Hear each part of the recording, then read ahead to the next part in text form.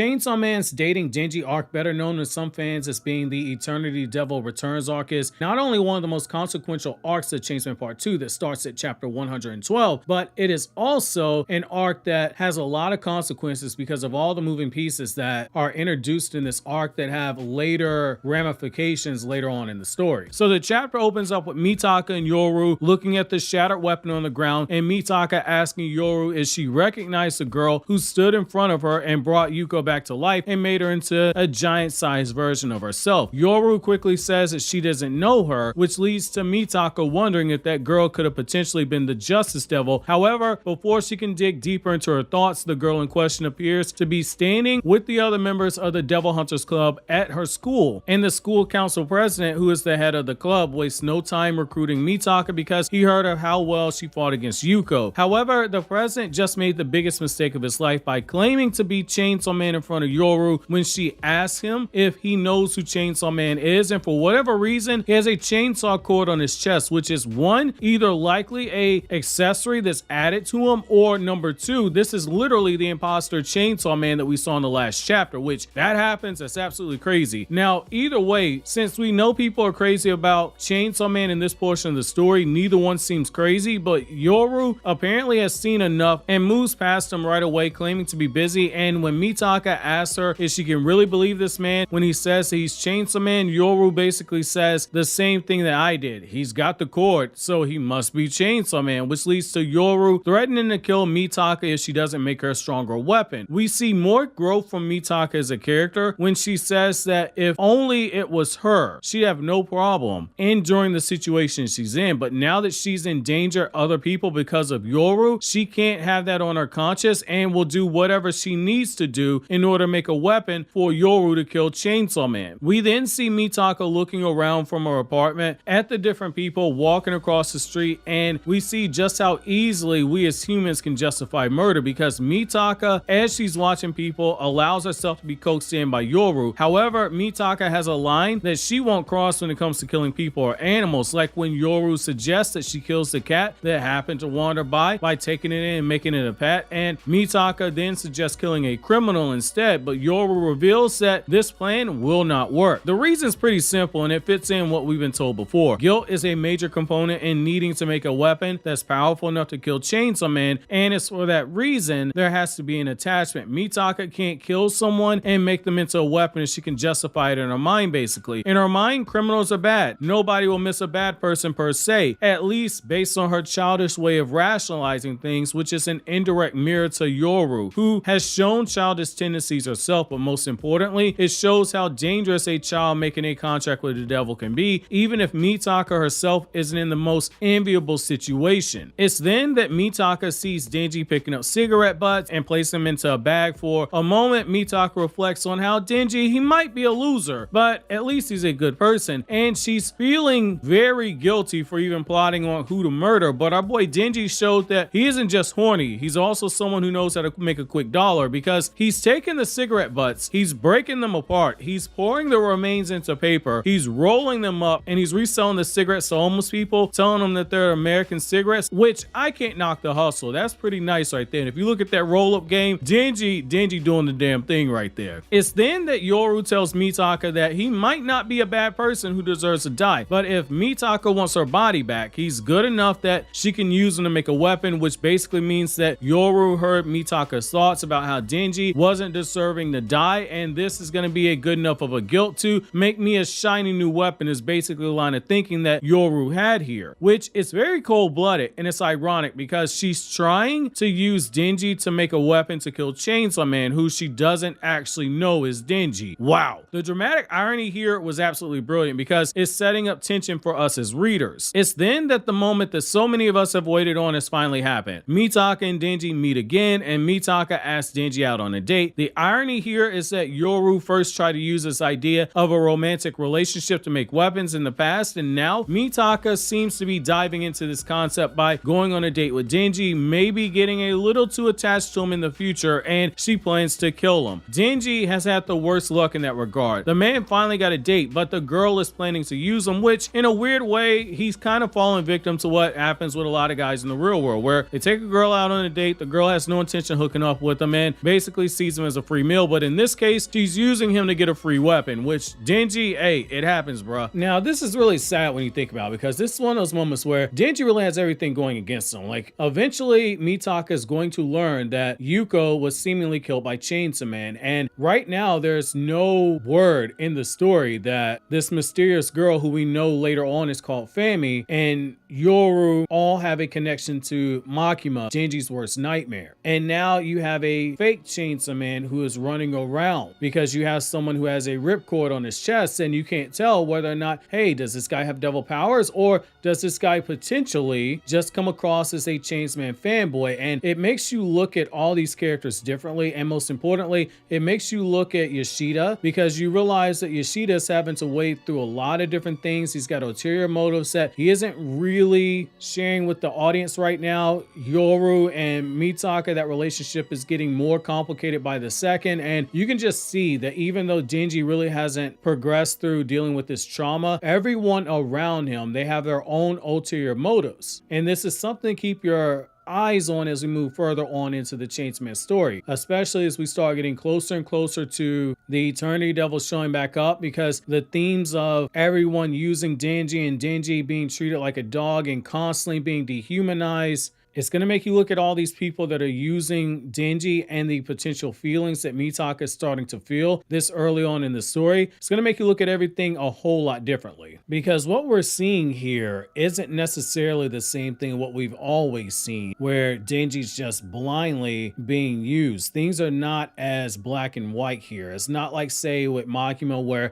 she had an ulterior motive and she was trying to get Denji to break his contract with Pochita. It isn't like what happened when Power first betrayed him and was trying to get him killed because she was trying to save Miyawi. Where this is very different is with Mitaka, she is an unwilling participant here. She's sharing her body with a devil, whereas with all those other instances, those people are making conscious decisions, and it's something to keep your eyes on as we move deeper into the story itself. Now, as we move over into chapter 113 of Chainsaw Man, things really begin to heat up, and you're about to see why in a second, because we are now getting confirmation that this mysterious girl, her name is Fami. She is a famine devil. She is a sister to Makima. She is a sister to Yoru. So we have 3 of the 4 horsewomen of the apocalypse already gathered, or rather having shown up in the story itself. The chapter opens up with Mitaka getting ready for a big date with Denji, and right away Yoru tells her that she's not hot, she has no riz, and she's just a plain Jane. Yoru basically tears her all the way down, which is our first sign that Mitaka's plan to seduce Denji, it isn't going to go anywhere at all. However, Mitaka is 100% convinced that she can pull off seducing someone like Denji, and to her credit, it is Denji. The guy is eternally horny, so it makes a lot of sense, and she thinks that she can show Denji a good time. He's going to fall in love with her, and most importantly, as she looks in the mirror, she says that he's going to fall for her because she's just so darn cute, which is a sign that Mitaka certainly doesn't lack for trying, and in this case, she doesn't lack for any type of confidence. However, it's then that we see them on their date, and right away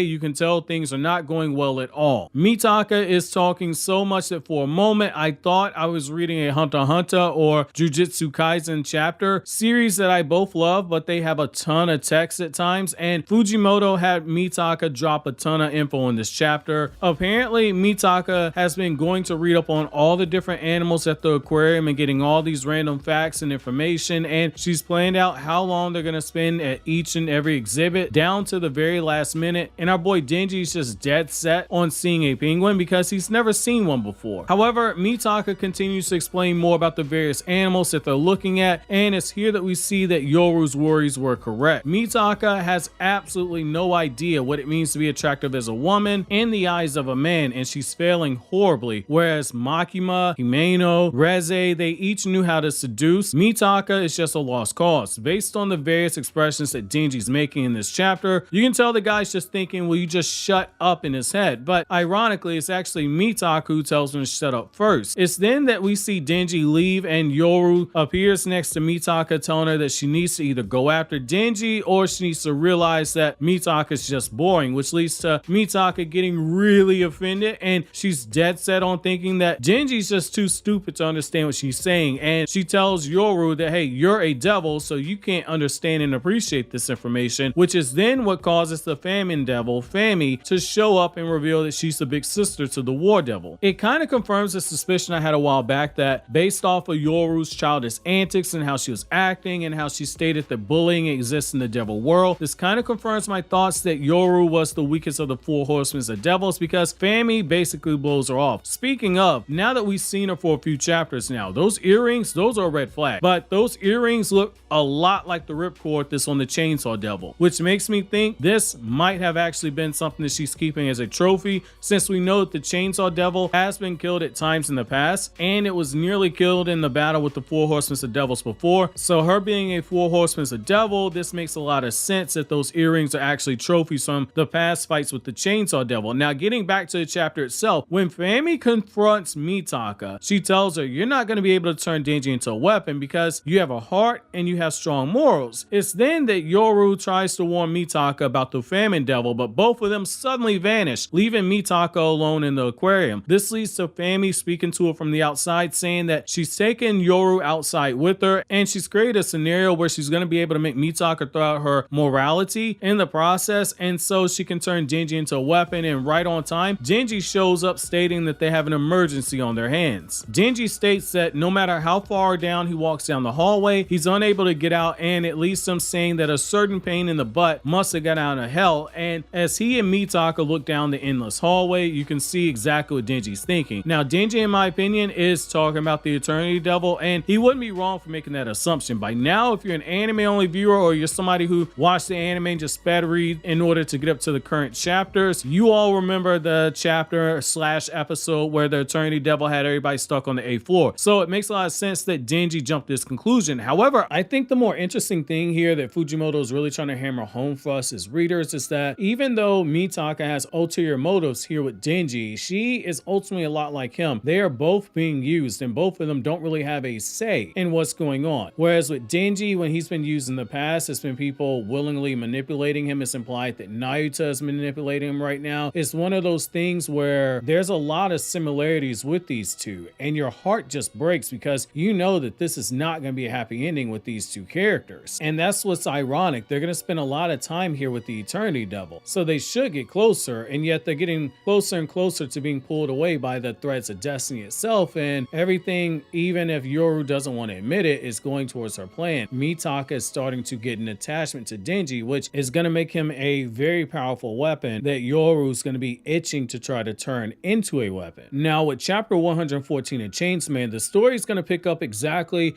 where the last one left off. 114 is a pretty big chapter because of the developments that we're getting here, especially with the side cast itself. The chapter opens up with Denji telling Mitaka that they're caught in the trap of the Eternity Devil, and when Mitaka tries to call out Denji for seemingly acting like he knows something about devils, Denji doubles down by saying that he knows a lot more about devils than Mitaka gives him credit for, which leads to her trying to reassert herself as being the more knowledgeable of the two of them. We then see the Devil Hunter Club members show up saying that they're at the aquarium because it's apparently a hotspot for devil activity, and after we see the class president prepare to announce himself, Yoshida just casually shows up to reveal his presence, and we see how Yoshida is being viewed by the other students in the Devil Hunting Club, with them remarking that Yoshida is a really big deal, going from being a high school student to being a public safety devil hunter, which we know is a big deal just given that even that mad lad Kishibe in Chainsaw Man Part 1 was impressed by Yoshida's skill, despite the fact that Yoshida was still a high school student and very young in age. We then see another council member who should start giving Denji flashbacks to Kobine because he begins to freak out in the same way that Kobine did during the first battle with the Eternity Devil, which means Denji should probably take away any sharp objects at this time so no one ends up getting stabbed when this dude eventually loses it. Whereas Kobine was told by her family to either start her life as a prostitute selling herself for money or become a devil hunter, this one reveals that his parents told him to join the Devil Hunters Club because it would get him scholarships. While that boy is trying to reevaluate his life choices and listening to his mother's advice, Mitaka recalls Fami's words about turning Denji into a weapon, and we can see the conflicted expression on Mitaka's face because she doesn't want to go through with this at all. That much you can see. After the class president states his name and starts barking out orders, we see Denji yawn running because Denji is likely getting the vibe that this class president, he's just a clown, which is a great setup because if and when he does transform into a Chainsaw Man, Denji's reaction is going to be priceless, and we're going to need Fujimoto to make a remake of that Spider-Man meme while the Spider-Man are just pointing at each other. After they walk through the hallway and make it to the break room, the group discovers there are refreshments, and some of them have even begun to take the fishes out, saying that they can just cook fishes using a lighter and the leftover newspapers, and because they're in an aquarium and because they're in a loop, they're going to have infinite fish. However, as Mitaka leaves out the lounge because she's refusing to eat any of the fish, she stumbles across Denji, who apparently has found some money, and when he states the golden rule that finders keepers, losers weepers applies, Mitaka calls him out for being a good-for-nothing thief, and she tells him to go to the underworld. After a hilarious scene where we see Denji and Mitaka trading insults, Mitaka again wonders if maybe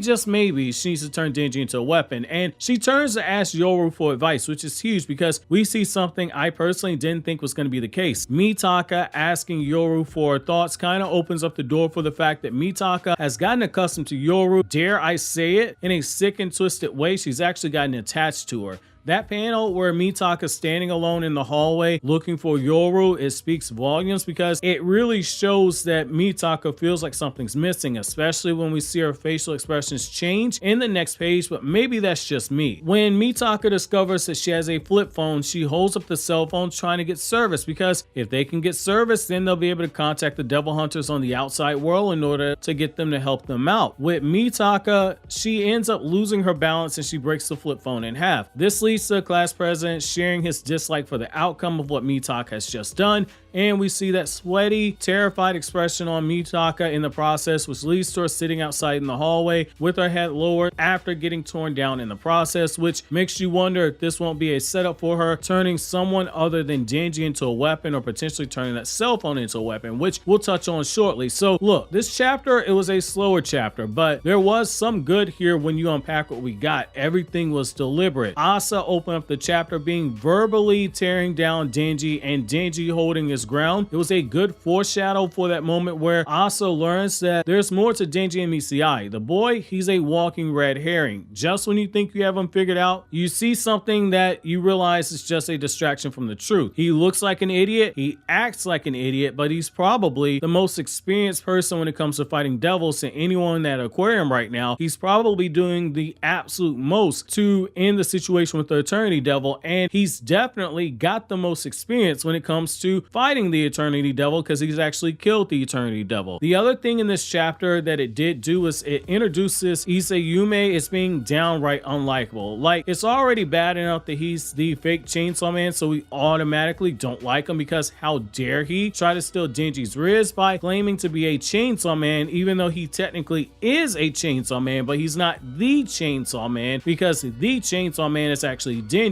But this dude accomplishes his goal of being just unlikable. He just jumped to the top of my list of characters I want Mitaka to turn into a weapon or kill. However, the good thing about Iseumi being here is that at least we learned that Yoshida is definitely a public safety devil hunter, which means our boy Denji is being watched by the government because they're trying to prevent him from revealing his true identity as Chainsaw Man. But this also raises an eyebrow because Denji is currently the caretaker of the reincarnated Control Devil, and as we saw with Makima, governments, they got a lot of interest in the Control Devil. It's gonna be very interesting to see what Fujimoto is cooking up here. There's a long game at play here. Justice Kabine revealed that she had multiple siblings and a controlling mother, which led to her supporting one sibling all the way through college, and we potentially have just met another one of her siblings with this boy who was freaking out in the chapter, who just happens to have an overbearing mother, which sounds a lot like Kabine's mother, which makes me wonder, is Fujimoto at some point gonna reveal the stepmother devil? Because Jesus, it's getting brutal. The same when it comes to the cringe back and forth with Denji and Mitaka, which is so cringe it's actually funny. And it's now that we move on to chapter 115 of Chainsaw Man. So the chapter opens up with Mitaka sitting in the hallway giving us, as readers, a very depressing update on the situation at hand. The hallways that they're in, they extend endlessly, as we all knew, but the toilets, they don't flush. And the fish have begun rotting inside their tanks, which means the bright idea that they had in the last chapter to use the fish as an endless supply of food, it just went out the window. That's when the class president speaks speaks up and says, "Hey there, we would have escaped by now if you didn't destroy your cell phone," which we then learn later on isn't actually the case.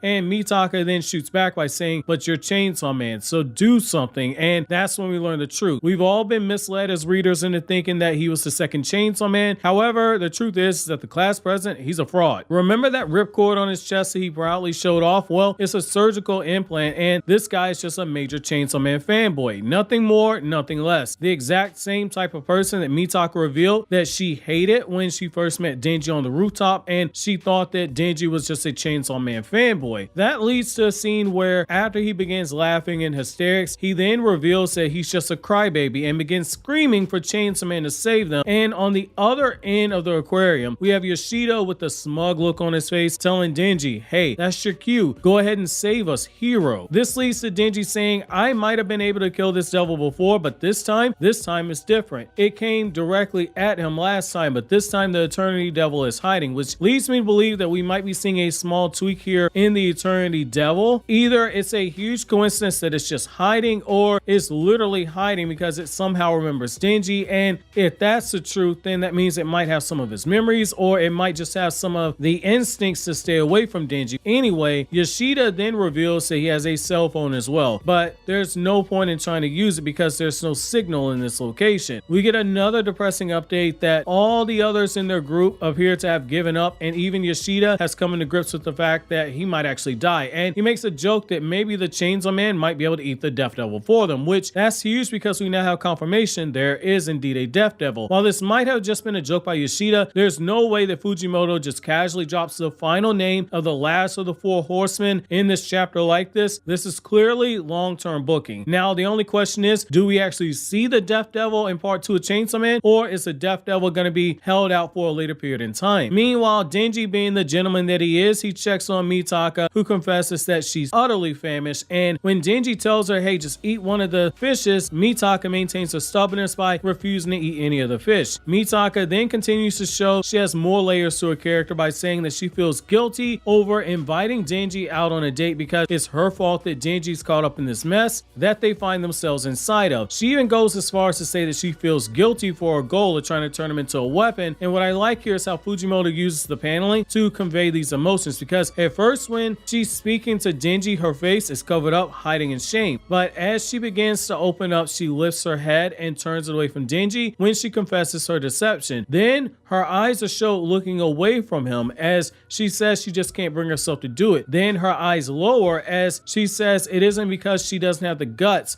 or that it violates some moral code that she has, but rather it's more that she's just lost her sense of justice. She doesn't know right from wrong, and we get that overhead panel almost as if the gods themselves are looking down at Mitaka as she confesses her truth and takes ownership of the fact that her life is basically her doing her best to avoid making any type of mistakes. It's a really brilliant use of paneling here to show us how far Mitaka has fallen, while also seeing how tragically she has room for redemption. But the question is going to be, will Yoru actually allow for her to be happy and allow her to get redemption? However, our boy Denji, he isn't trying to hear any of that, and he just gets in the tank with Mitaka and says, well, if you can't eat fish, then why not eat a starfish? And that's how the chapter itself ends off. Now, to unpack what we have here in this chapter, there are a few things that stand out. So the confession by Mitaka is obviously what stood out the most here, in my opinion. She's feeling guilty, and that guilt is both a reflection of her own character growth from how we were introduced to her in the very first part of Chainsaw Man Part 2, and also a reflection of her being inside of her own head. You can say she blames herself for her mother's death in a way, but we can definitely say that she feels some kind of way about Yuko making that contract with the Justice Devil and going off on the school bullies on her behalf and ultimately getting killed. Now she's in her mind giving Denji a death sentence by having him out on this date, and we see it all eating away at her as the time's gone by and as she's been left alone and she's trapped inside of her own thoughts, and we see that that's a dangerous place for Mitaka. Now, the other thing that stands out here is that the class president, while he is a jerk, he is a huge jerk. However, he's a very human character and is doing a good job of accomplishing what Fujimoto's goal is of making an instantly unlikable character, which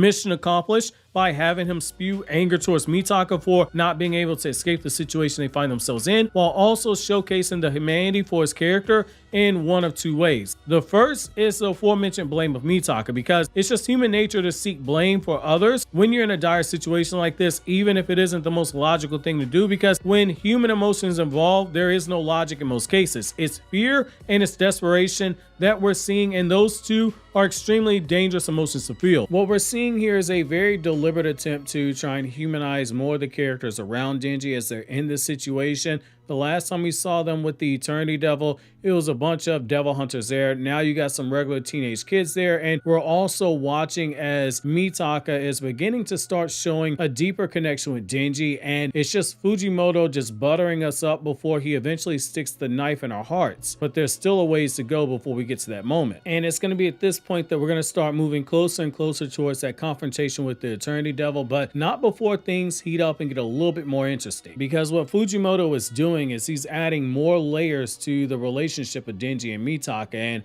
you can see the feelings starting to develop for both sides, which is a very dangerous thing. Because if you're familiar with Fujimoto's works, yes, some of the romantic love interests, they end up working out well, but in a lot of cases, it's not a happy ending. And with Chainsaw Man, given all the trauma that we've seen throughout this series, it's just a case of probability at this point. But as you go through the story, you can't help but to root for Denji and Mitaka to defy the odds. So the chapter opens up with Denji and Mitaka sitting in the tank while Kobine's brother is licking the glass on the tank, and we see Mitaka once again turning into the Discovery Channel, breaking down the different types of starfish, and Denji finds a starfish that she can actually eat. That's when our favorite degenerate Denji truly begins to shine, because he takes Mitaka into another room and says that he's got a pot lid to boil the starfish in, and he's got a lighter. And it's then that we start getting into some of the meat of the chapter, just as these two are about to start chomping down on literal meat, because Denji reveals the reason why he's so obsessed with money in part 2 of Chainsaw Man. So whereas I thought he was just letting women sit on him for money because the kid was just horny and down bad, and knowing Denji, that might have been part of the reason, but the true reason Denji's doing whatever he can to make money is because he's trying to give Nayuta a better life. Now this right here is Fujimoto not only subverting our expectations once again by giving Mitaka a glimpse into Denji's heart by revealing that he's caring for Nayuta, but also is potentially setting up the twist with the Four Horsemen of Devils. Nayuta at the end of the day is the reborn control devil, and Denji is looking after her, trying to give her a better life and a different life than Makima had, so as to prevent her from turning out to become another Makima. In Chainsaw Man chapter 97, we were told as much by Kishibe, telling Denji the reason why he was giving Denji Nayuta and not over to the government was for this reason here. And we also saw Pochita telling Denji to care for Nayuta, and in this chapter we see that he's very much taken Pochita's words to heart,